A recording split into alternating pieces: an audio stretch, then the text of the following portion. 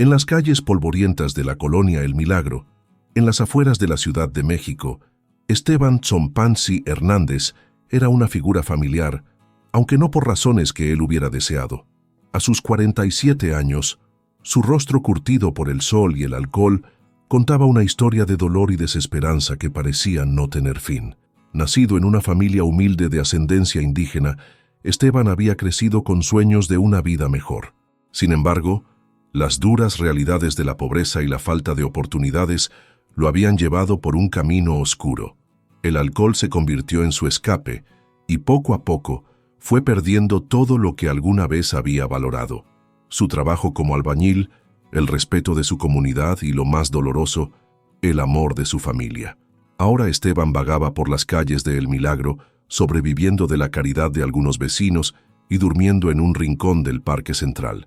Su rutina diaria consistía en buscar algo para comer y encontrar la manera de conseguir su siguiente trago. La gente lo miraba con una mezcla de lástima y disgusto, y los niños aprendían desde pequeños a evitar al borracho del parque. Sin embargo, en medio de esta existencia sombría, había destellos de la bondad humana que mantenían viva una chispa de esperanza en el corazón de Esteban. Doña Lupita Ramírez, una anciana que vivía cerca del parque, a menudo le ofrecía un plato de frijoles o unas tortillas. «Dios te ama, Esteban», le decía ella cada vez que lo veía, palabras que él recibía con una mezcla de gratitud y vergüenza. La iglesia de Nuestra Señora de Guadalupe, ubicada en el centro de la colonia, era un faro de luz en la comunidad. El padre Ignacio Velasco, un sacerdote joven y enérgico, había llegado hacía poco más de un año y estaba decidido a hacer una diferencia en la vida de sus feligreses. Cada domingo, durante la misa, oraba por la transformación de El Milagro y por aquellos que más necesitaban la intervención divina. Esteban, aunque nunca entraba a la iglesia, a veces se sentaba en las escaleras de la entrada, escuchando los cantos y las oraciones que salían del interior. En esos momentos sentía una extraña paz que no podía explicar, pero que pronto ahogaba en alcohol para evitar enfrentar el dolor de su realidad. La situación en El Milagro era un reflejo de los desafíos que enfrentaban muchas comunidades marginadas en México. La pobreza, el desempleo y la falta de oportunidades habían creado un caldo de cultivo para el alcoholismo y la drogadicción.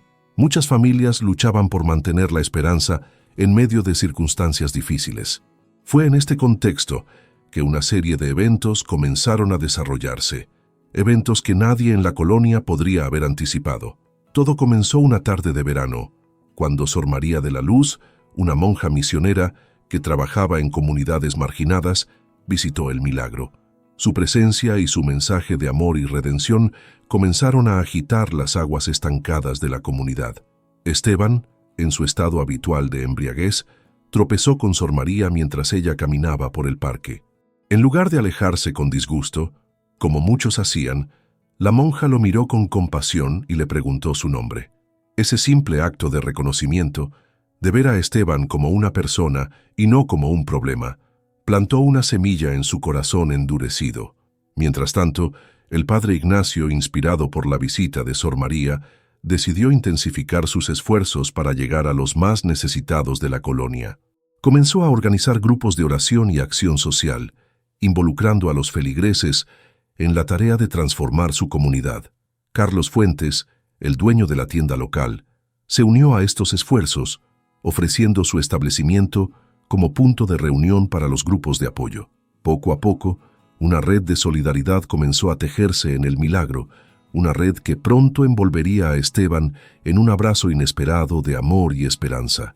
Así, en las calles de esta colonia olvidada, estaba a punto de desarrollarse una historia de redención que desafiaría todas las expectativas y transformaría no solo la vida de un hombre, sino el corazón de una comunidad entera. La colonia El Milagro era un mosaico de contrastes. Casas de lámina se mezclaban con construcciones de concreto a medio terminar, un testimonio silencioso de los sueños interrumpidos de sus habitantes.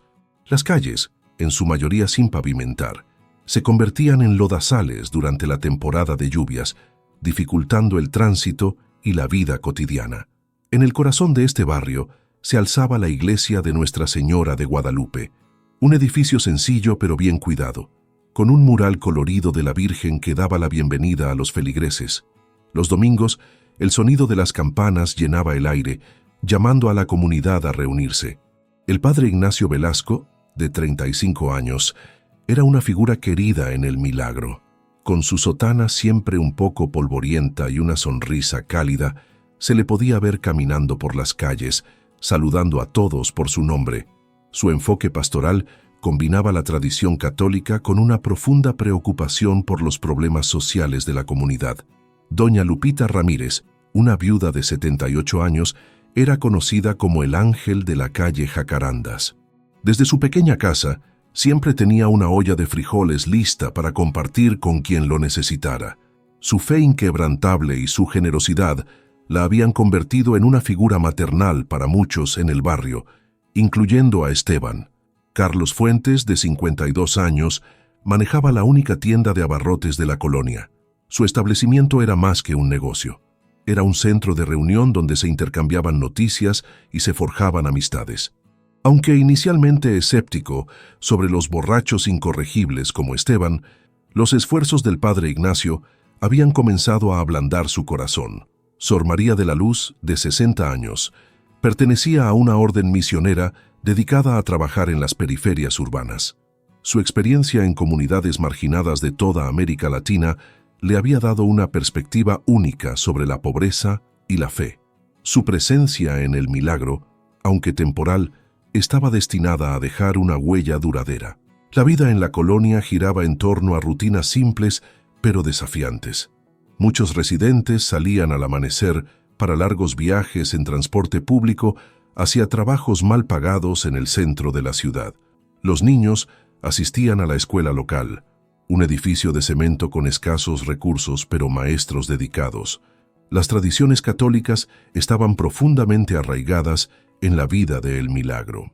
La celebración de la Virgen de Guadalupe cada 12 de diciembre era el evento más importante del año, con una procesión que recorría todas las calles. Durante la Semana Santa, se organizaba un Vía Crucis viviente, en el que Esteban, irónicamente, solía interpretar a uno de los ladrones crucificados junto a Jesús. A pesar de las dificultades, había un sentido de comunidad en El Milagro. Los vecinos se apoyaban mutuamente en tiempos de crisis, compartiendo lo poco que tenían. Sin embargo, problemas como el alcoholismo, la violencia doméstica y el desempleo crónico amenazaban constantemente con desgarrar el tejido social. En este contexto, la iglesia de Nuestra Señora de Guadalupe se había convertido en un faro de esperanza. Además de los servicios religiosos, ofrecía programas de apoyo escolar, un comedor comunitario y grupos de apoyo para adictos. El padre Ignacio soñaba con expandir estos servicios, pero los recursos siempre eran escasos. Fue en este entorno complejo y lleno de desafíos donde la historia de redención de Esteban comenzaría a desarrollarse, tocando vidas y desafiando las expectativas de todos en El Milagro. La vida de Esteban había sido una espiral descendente durante años, pero fue un incidente particularmente doloroso lo que marcó el inicio de su transformación. Una tarde, mientras buscaba botellas vacías para vender, Esteban tropezó y cayó frente a un grupo de niños que jugaban en la calle. Las risas y los comentarios crueles de los pequeños fueron como puñales en su corazón. «Miren al borracho, no puede ni caminar», gritó uno de ellos entre carcajadas. En ese momento, Esteban sintió una vergüenza y un dolor que ni siquiera el alcohol podía amortiguar. Se arrastró hasta un callejón cercano y por primera vez en años lloró amargamente. «Dios mío, si existes, ¿por qué me has abandonado?», susurró entre sollozos. Fue en este estado de absoluta desesperación que Sor María de la Luz lo encontró. La monja, que estaba realizando visitas domiciliarias con el padre Ignacio, se acercó sin miedo ni repulsión. «Hijo mío, Dios no te ha abandonado. Él me ha enviado a ti», dijo suavemente, ofreciéndole su mano. Esteban, sorprendido por este acto de bondad, tomó la mano de Sor María con vacilación. Fue el primer contacto humano genuino que había experimentado en años. El padre Ignacio, observando la escena, sintió que este era el momento que había estado esperando para intervenir en la vida de Esteban. Sin embargo, el camino hacia la recuperación estaba lejos de ser fácil. Esteban accedió a asistir a una reunión del grupo de apoyo para adictos en la iglesia, pero el síndrome de abstinencia lo golpeó con fuerza. Durante la reunión, su cuerpo temblaba incontrolablemente y el sudor empapaba su ropa raída. La urgencia de beber era abrumadora. «No puedo hacer esto», murmuró Esteban levantándose para irse. Fue entonces cuando Carlos Fuentes, el dueño de la tienda, quien también asistía a las reuniones como apoyo, lo detuvo. «Yo tampoco creía que podía cambiar, Esteban, pero aquí estoy, sobrio desde hace 5 años. Si yo pude, tú también puedes», le dijo con firmeza. Estas palabras resonaron en Esteban, pero la batalla interna continuaba. Cada día era una lucha contra el deseo de beber. Hubo recaídas dolorosas que lo llenaron de vergüenza y desesperación. Después de una noche particularmente difícil, Esteban se encontró frente a la tienda de Carlos, contemplando robar una botella. Fue doña Lupita quien lo encontró allí, temblando y luchando consigo mismo. «Hijo, ven conmigo», le dijo suavemente. Lo llevó a su casa y mientras le servía un plato de frijoles calientes, comenzó a contarle su propia historia de pérdida y redención. «Dios no promete que será fácil, Esteban, pero promete que valdrá la pena», le aseguró. Mientras tanto, el padre Ignacio enfrentaba sus propios desafíos. Algunos miembros de la comunidad cuestionaban sus esfuerzos por ayudar a Esteban. «Ese hombre es un caso perdido, padre. Está desperdiciando su tiempo», le dijo un feligrés después de la misa. El sacerdote se encontró luchando con sus propias dudas. ¿Estaba realmente haciendo una diferencia? ¿Valía la pena invertir tantos recursos en una sola persona cuando había tantas necesidades en la comunidad? Fue durante una noche de oración frente al Santísimo Sacramento que el padre Ignacio encontró la fuerza para continuar. Recordó las palabras de Jesús: «No he venido a llamar a justos, sino a pecadores al arrepentimiento». Con renovada determinación, decidió redoblar sus esfuerzos para ayudar no solo a Esteban, sino a todos los que luchaban con adicciones en el milagro. La tensión en la comunidad aumentaba. Algunos veían el cambio gradual en Esteban y se sentían inspirados, mientras que otros permanecían escépticos y temerosos. El conflicto interno de Esteban se reflejaba en la división de la comunidad, creando un ambiente cargado de expectativa y aprensión. En medio de esta atmósfera tensa, un evento inesperado estaba a punto de sacudir a El Milagro hasta sus cimientos, poniendo a prueba la fe de Esteban y la determinación de aquellos que creían en su recuperación. Mientras la lucha de Esteban contra el alcoholismo se desarrollaba en primer plano, otras historias se entretejían en el tapiz de El Milagro, añadiendo profundidad y complejidad a la narrativa principal. Carlos Fuentes, el dueño de la tienda, enfrentaba su propio dilema moral. Aunque apoyaba públicamente los esfuerzos de rehabilitación, una parte significativa de sus ingresos provenía de la venta de alcohol. La disminución en las ventas de bebidas alcohólicas, aunque positiva para la comunidad, amenazaba la estabilidad financiera de su negocio. Carlos se debatía entre su deseo de ayudar y la necesidad de mantener a su familia. «¿Cómo puedo predicar la sobriedad cuando mi sustento depende de vender lo que destruye vidas?», le confesó al padre Ignacio durante una sesión de consejería. Esta lucha interna de Carlos reflejaba el conflicto más amplio entre los valores espirituales y las realidades económicas que muchos en El Milagro enfrentaban. Paralelamente, Sor María de la Luz descubrió un talento oculto en Esteban. Durante una sesión de terapia ocupacional, notó la habilidad natural de Esteban para tallar madera.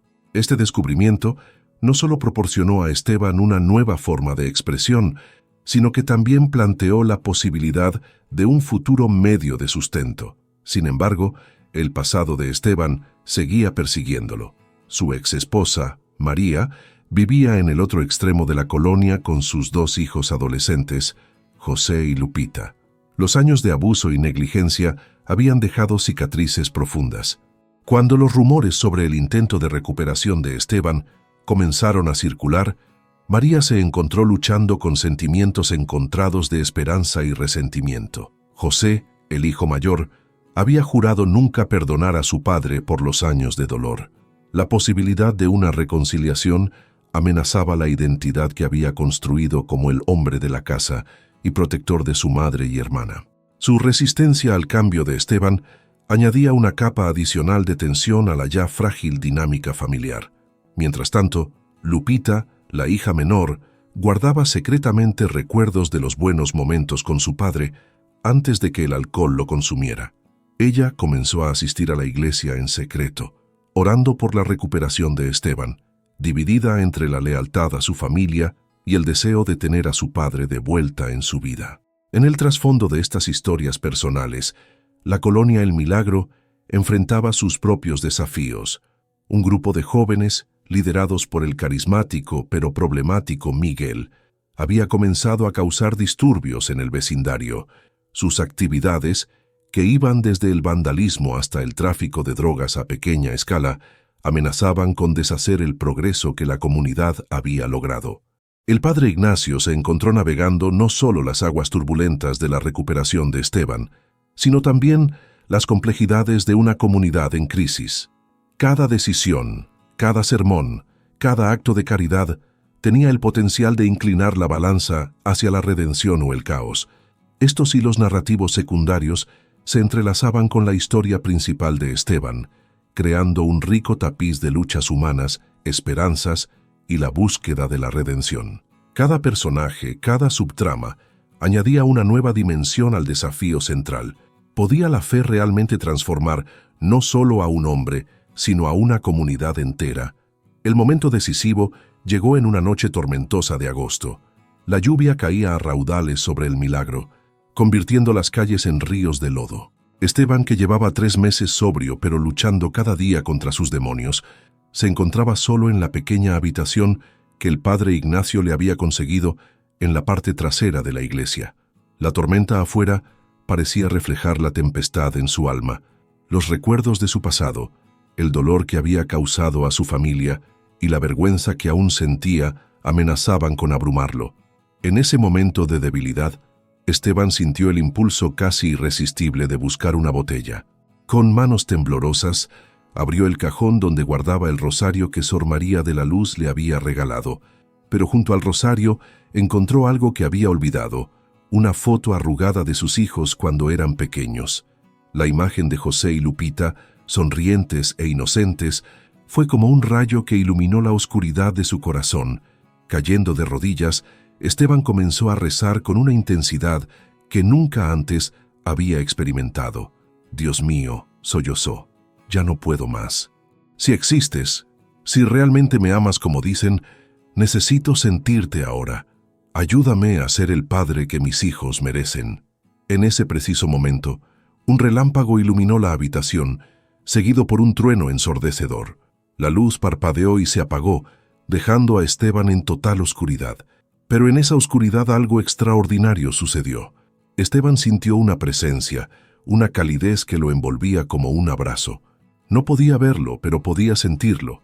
Un amor incondicional, una paz que superaba todo entendimiento. Las palabras del Salmo 23 vinieron a su mente. «Aunque ande en valle de sombra de muerte, no temeré mal alguno, porque tú estarás conmigo». Por primera vez en su vida, Esteban experimentó lo que solo podía describir como un encuentro directo con Dios. Lágrimas de alivio y gratitud corrían por su rostro mientras sentía que un peso enorme se levantaba de sus hombros. En ese momento, supo con certeza que ya no estaba solo en su lucha.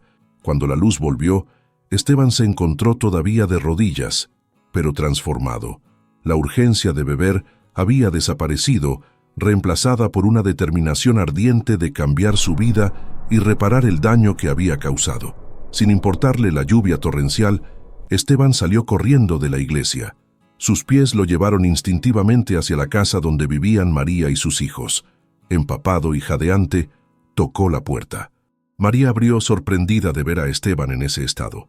Antes de que pudiera decir una palabra, Esteban cayó de rodillas frente a ella. «Perdóname», dijo entre sollozos. «Sé que no lo merezco, pero por favor, dame una última oportunidad de ser el esposo y el padre que ustedes merecen. Dios me ha dado una nueva vida y quiero vivirla para ustedes».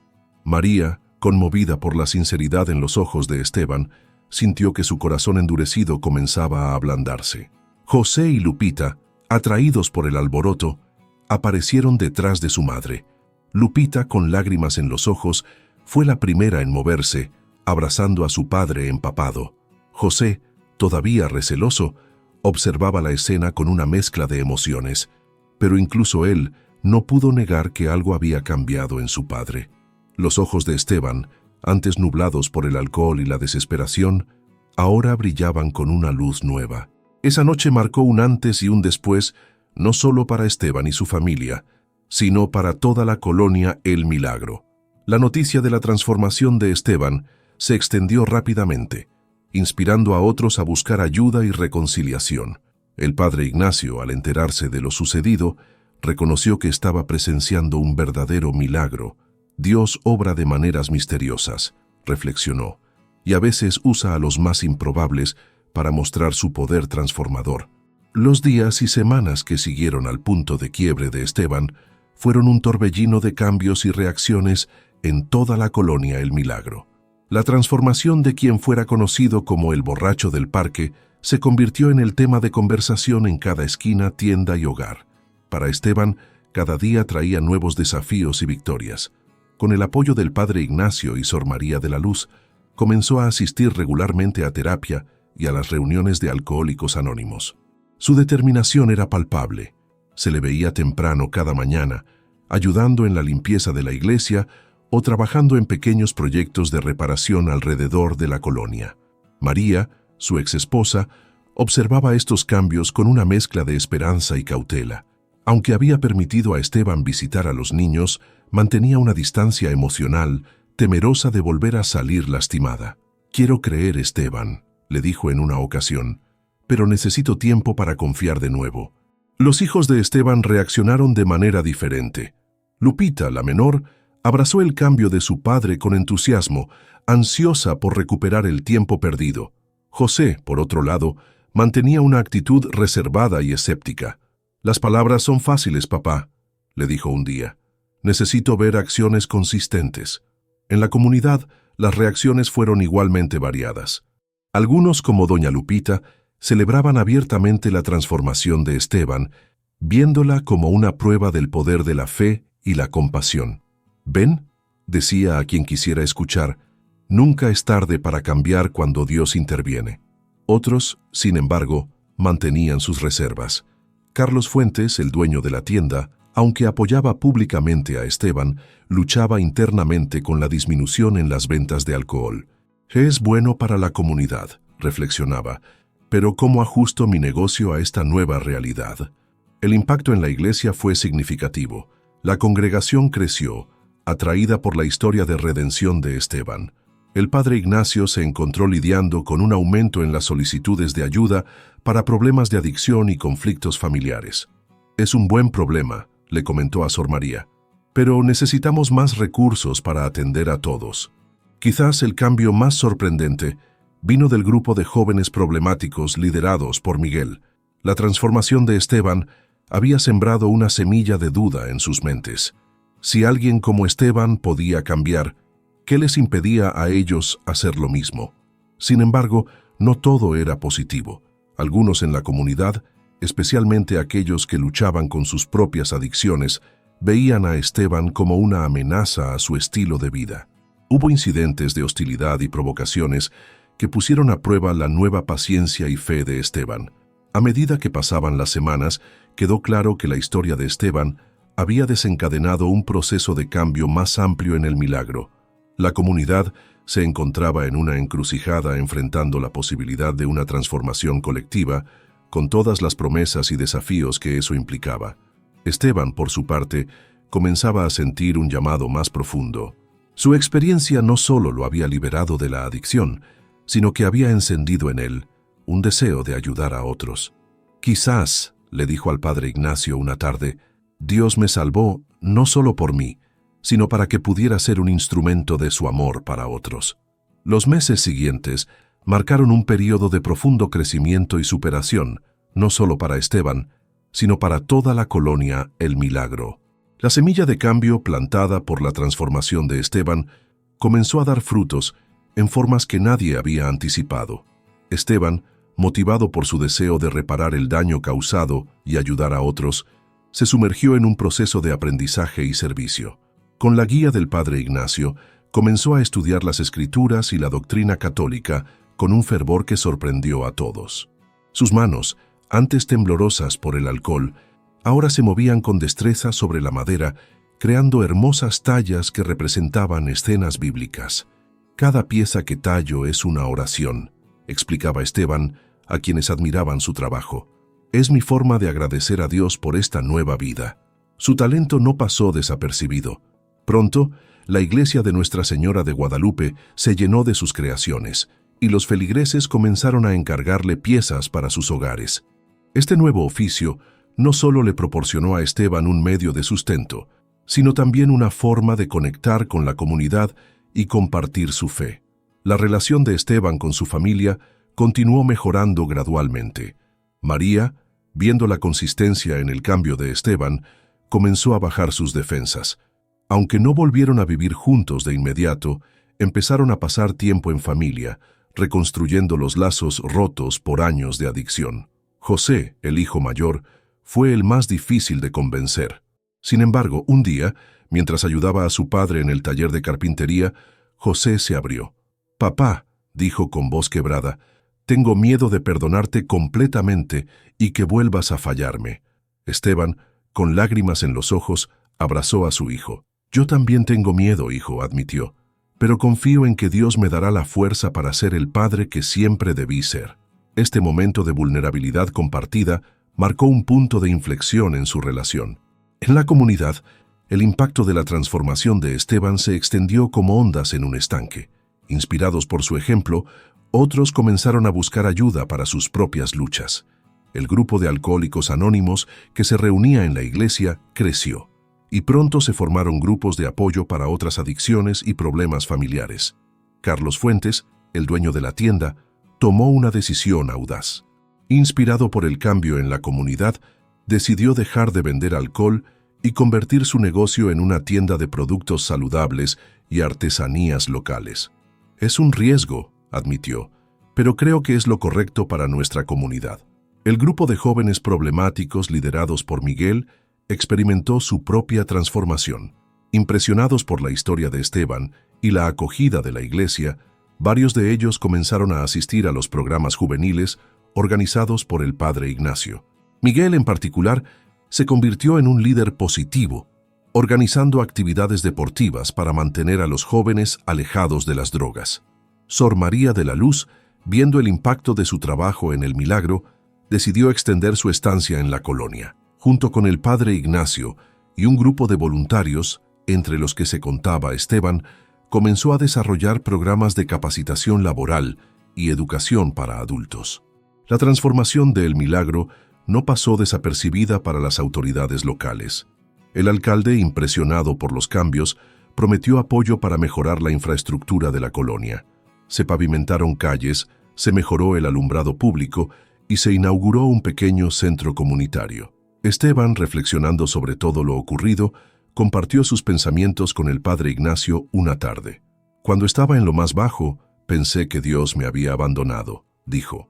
«Ahora veo que Él estaba trabajando todo el tiempo, no solo en mí, sino en toda nuestra comunidad». El padre Ignacio asintió con una sonrisa. «Esteban, tu historia nos recuerda que la gracia de Dios puede transformar no solo a una persona, sino a todo un pueblo. Eres un testimonio vivo de ello». Mientras el sol se ponía sobre El Milagro, bañando la colonia en un cálido resplandor dorado, era evidente que un verdadero milagro había ocurrido. Una comunidad antes sumida en la desesperanza, ahora brillaba con la luz de la fe, la esperanza y el amor renovados.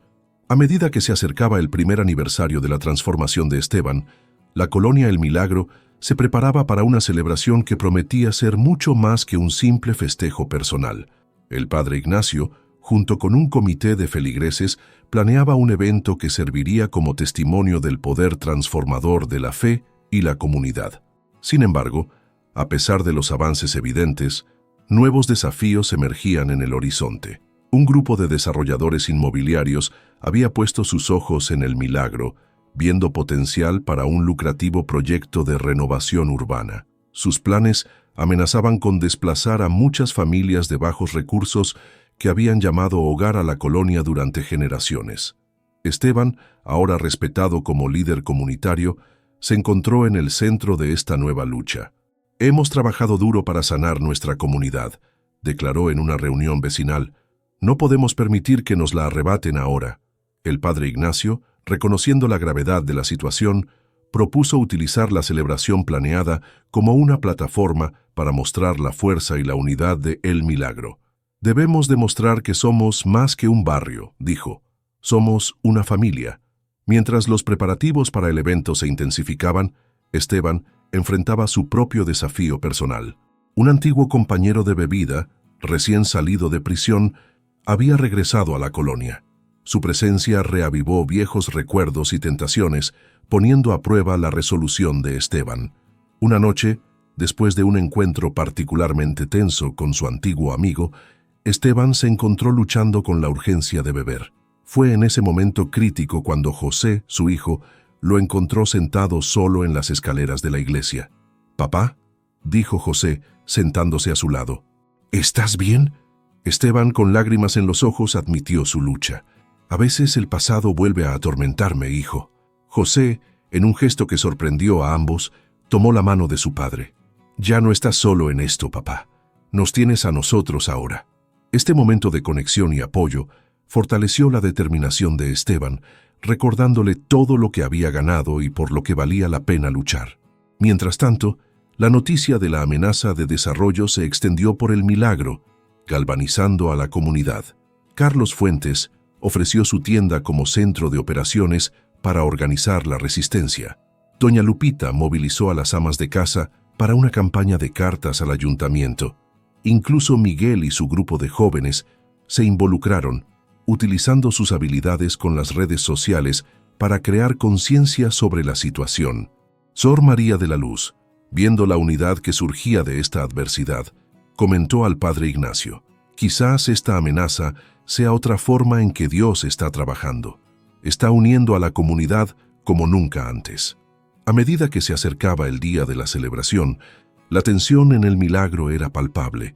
Los desarrolladores habían programado una reunión crucial con el ayuntamiento para el mismo día del evento comunitario. El futuro de la colonia pendía de un hilo.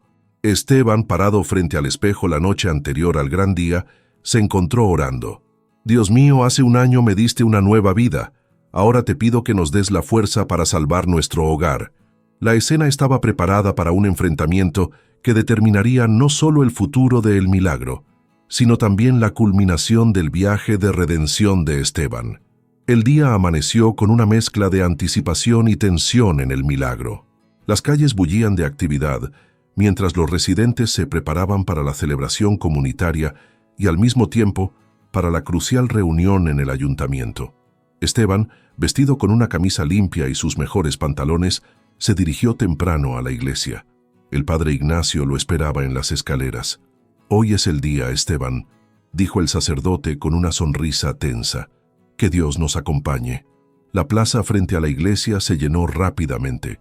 Familias enteras llegaban, muchos portando pancartas hechas a mano que proclamaban su amor por El Milagro y su resistencia al desplazamiento. El aroma de tamales y café llenaba el aire, mientras los músicos locales afinaban sus instrumentos. Mientras tanto, en el ayuntamiento, los desarrolladores presentaban su caso ante el Consejo Municipal. Hablaban de progreso, de modernización, de incrementar el valor de la propiedad. Sus trajes caros y presentaciones pulidas contrastaban fuertemente con la realidad de El Milagro. De vuelta en la colonia, Esteban subió al pequeño escenario improvisado. Mirando a la multitud, vio rostros familiares: Carlos Fuentes, Doña Lupita, Miguel y sus amigos, su familia.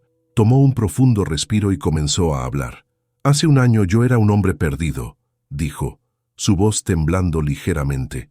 «Pero esta comunidad, ustedes, mi familia, no me abandonaron. Me mostraron el amor de Dios en acción. Hoy estamos aquí no solo para celebrar mi transformación, sino la de todos nosotros».